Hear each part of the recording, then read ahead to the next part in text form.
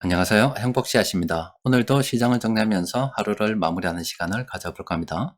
오늘 우리 시장은 코스피도 코스닥도 상승 마감했습니다. 코스피는 0.95%, 그리고 코스닥은 1.45%나 상승 마감했습니다. 간만에 시장이 이렇게 빨간색으로 되니까 기분이 참 좋죠. 그리고 시장 전반적으로 쭉 살펴보니까 이 많은 세력들이 많은 업종 골고루 이렇게 순매수를 했습니다.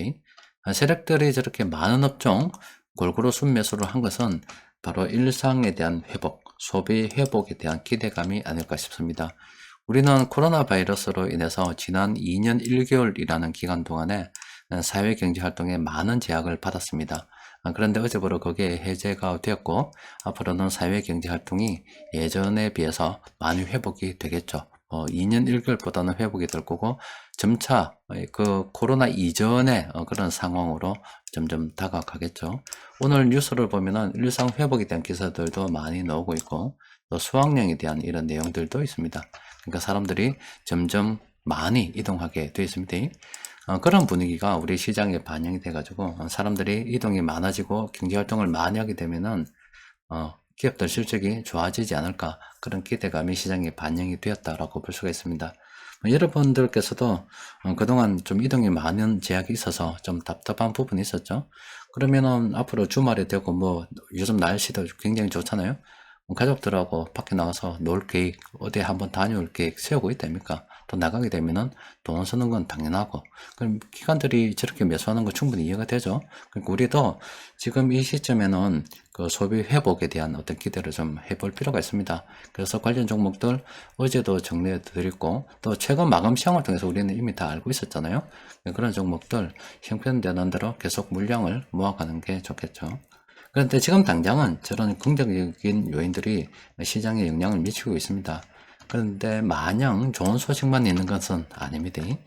지금 미국에 대한 긴축에 대한 우려도 있잖아요. 파월 연준 의장이 0.5% 기준금리를 올릴 수 있다, 뭐 이런 이야기를 했는데, 아이고, 뭐 어젯밤에는 한 번에 0.75% 올려야 된다, 이런 이야기를 하고요. 또 빠른 시간 내에 한 2.4% 정도 금리를 올려서 이게 중립금리라고 합니다. 이 정도까지는 금리를 갖다 올려야 된다 이렇게 이야기를 하는데, 또 그리고 게다가 올해 연말까지는 금리를 미국 금리를 한 3.5%까지 올려야 된다 이런 막 주장들이 나오고 있거든요. 저렇게 이제 금리를 갖다 올리게 되면은 당연히 우리나라 금리도 올릴 수밖에 없겠죠. 그러면은 또 그런 빠른 금리 인상이 경기에 영향을 미칠 수가 있습니다. 이거는 주식시장에 좋지 않은 그런 요인들입니다. 또 그리고 중국의 지금 소비가 심상치가 않습니다. 이게 참 정말로 참 심각한 겁니다. 이게 어제도 뭐 말씀드렸지만은 이게 전체 기간으로 이렇게 바라봤을 때 맥스를 해가지고 바라보면은 정말로 이거는 처음 경험하는 일입니다. 코로나 이전에는 이런 일이 없었어요. 이 코로나 때문에 이렇게 됐었는데 소비가 지금 줄어들었단 말이에요. 이건 뭐 중국 봉쇄 때문에 그런데 일단 중국이 저렇게 되면은 테슬라 같은 경우도 상해 공장을 다시 재가동하는데 한 달 정도 시간이 걸린다고 하거든요. 그래서 중국 경기 침체가 다시 세계 경제에 나쁜 영향을 미칠 수 있겠다 이런 우려도 또 나올 수가 있습니다. 또 그리고 러시아 저쪽의 지정학적 위기, 전쟁이라는 지정학적 위기는 현재도 진행 중입니다. 그렇게 되다 보니 그런 요인들이 시장에 영향을 미칠 수가 있습니다. 관련해서 이 지표들 좀 보면은 뭐 여러분들 뭐 다 아시죠? 일단 뭐 금 가격, 시장이 불안하다 보니까 최근에 이렇게 많이 올랐다 아닙니까? 많이 올랐죠? 또 유가 같은 경우도 이렇게 이제 휘발유 살펴보면은 굉장히 많이 올렸습니다. 이게 이 정도로 올랐어요. 이 정도. 이 정도면은 거의 뭐 예전 수준 또 회복했죠. 이 정도가 뭐 유가가 뭐 최고로 갈 때 뭐 그 정도 수준 같은데 유가가 지금 엄청 많이 올랐죠. 이게 경기가 회복되는 것도 있지만 저렇게 전쟁 때문에 저렇게 되는 요인들도 있잖아요. 뭐 그것뿐만이 아니라 지금 원자재 쪽으로 이렇게 가봤을 때 지금 농산물 지금 엄청나잖아요. 이 보세요. 옥수수 가격이 이만큼이나 지금 올라가지고 있습니다. 그러니까 지금 물가 상승에 대한 압력이 굉장히 큽니다. 그러니까 사람들이 우리나라뿐만이 아니라 전 세계가 지금 지난 2년 1개월 기간 동안 쭉 이동의 제한을 받았다 이 말이에요. 그렇게 되다 보니까 사람들이 막 움직이다 보니까 수요가 막 되살아나서 공급에 대한 우려가 있는 데다가 공급에 대한 우려죠. 그런데 지금 전쟁에 대한 우려로 인해서 이렇게 이 물가 상승 압력을 더 이렇게 부추기는 그런 상황이 돼 버렸죠. 또 그리고 중국 지금 뭐 자꾸 봉쇄하다 보니까 경기 침체 우려가 있죠. 또 미국 같은 경우는 뭐 이제는 0.5%도 우습고 0.75%까지 금리를 올려야 되고 연말까지 뭐 3.5%까지 금리를 올려야 된다는 이런 상황에 놓여 가지고 있으니까 지금 당장은 수요 회복에 대한 어떤 기대감이 있을 겁니다만은 지금 막 악재들도 엄청 많다는 사실을 여러분들께서 꼭 기억하고 계셔야 됩니다. 그래서 투자를 할 때 너무 몰빵하지 말고요. 형편되는 대로 이렇게 좀 하고, 그리고 지금 사람들이 앞으로 수요가 회복되고 기업들의 실적이 좋아질 거다, 이런 개선될 거다, 이런 기대로 인해서 이렇게 매수를 하는데, 이거는 기대감에 의해서 매수를 하는 겁니다.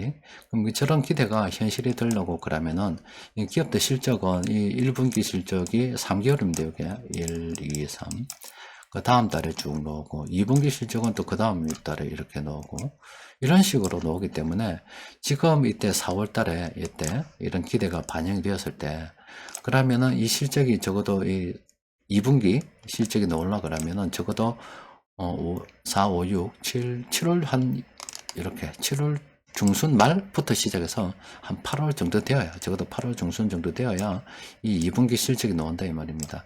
그러면은 이 기대감으로 과연 이까지 끌고 갈 수 있겠는가? 그리고 이 기간 동안에 뭐 5, 6, 7 뭐 이런 기간 동안에 앞서 말씀드린 여러 가지 악재들이 그냥 안 터지고 가만히 있겠습니까?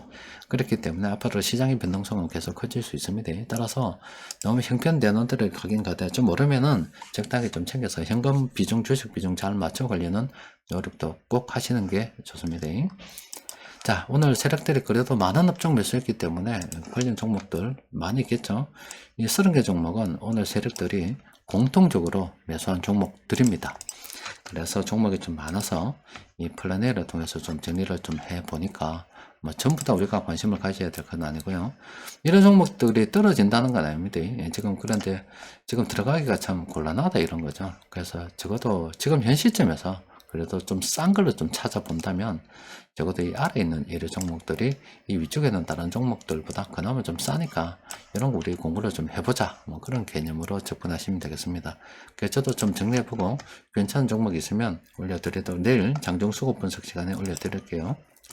그리고 오늘 변곡점 지표를 통해서 좀 살펴보니까 오늘 변곡점 지표를 통해서 검색된 종목은 빵입니다. 하나도 없습니다. 오늘은 뭐 하락 반전, 상승 반전 뭐 하나도 없어요. 오늘은 빵입니다. 그래서 지금 시장은 오늘 같은 경우는 시장이 상승했는데 앞으로 이런 일상 회복이 소비 회복 그리고 사회 경제 활동이 좀 증가해서 기업들 실적이 연계되는 쪽으로 쭉 나아가겠다. 그래서 긍정적인 요인으로 작용이 됐다 볼 수 있고, 이건 어디까지나 어떤 기대감으로 이렇게 올랐다고 보는 게 맞겠고, 또 이 부정적인 요인 지금 엄청나게 많습니다. 급격한 금리 인상도 있고, 또 물가에 대한 부분도 있고, 중국 경기 침체에 대한 부분도 있고, 전쟁이라는 지정학적 위기도 있고, 지금 엄청나게 많은 지금 악재들이 함께 상존하고 있는 그런 상황입니다. 그러니까 참 어떻게 될지 모릅니다. 그래서 앞으로 우리가 관심을 가져야 되는 것은 이 물가가 이렇게 많이 높아지게 되면 금리를 빠른 속도로 올리면 돈이 드는 거잖아요. 그리고 앞으로 사람들이 많이 움직이면 경제 활동이 증가하게 되면 이건 또 돈이 늘어나게 되는 거고, 그래서 경제 활동이 증가되는지 뭐 어떻게 되는지는 여러 가지 경기 관련 이 지표들 또 뭐 소비 관련 지표들 보면 그 현상을 우리가 가늠할 수가 있겠죠. 또 그리고 돈이 줄어드는 것은 금리 인상 뭐 이런 거 보면은 가늠할 수가 있겠죠. 그러면 여기 선을 딱 그어가지고 이런 것들이 앞으로 경기가 좋아져서 지금 점점 소비가 늘어나서 또 그리고 시중에 돈이 늘어나는 그런 게 자꾸 지표를 통해서 확인하게 되면 시장이 오를 거고, 또 그런데 뭐 지표들이 생각했던 것보다 나쁘게 나오면 또 이 자체만 하더라도 시장이 좀 떨어지겠죠.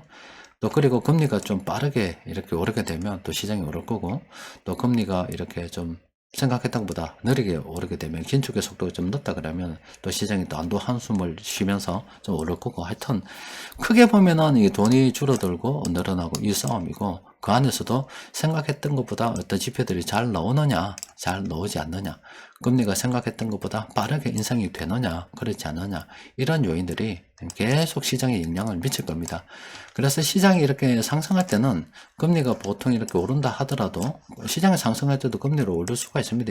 그런데 이렇게 돈이 늘어나는 이쪽이 훨씬 더 경제 지표가 활발하게 지금 좋아지는 게 보이고, 또 그리고 돈의 회전이 막 빨리 되면서 이렇게 경제가 발전한 것들이 보이게 된다면은 보통 금리가 오르는 시기에도 시장은 많이 상승하게 되어 있습니다. 하여튼 아직은 좀 불안한 시기를 지나고 있다는 사실을 잊어버리시면 안 되고, 이럴 때일수록 그냥 냉정하게 시장을 바라보면서 지금은 좋은데 앞으로는 안 좋은 소식이 자주 들려오면서 시장의 변동성이 커질 수 있다, 이렇게 다 알고 가면 쉬운 겁니다. 자, 오늘은 또 여기까지 정리하도록 합시다. 이상입니다.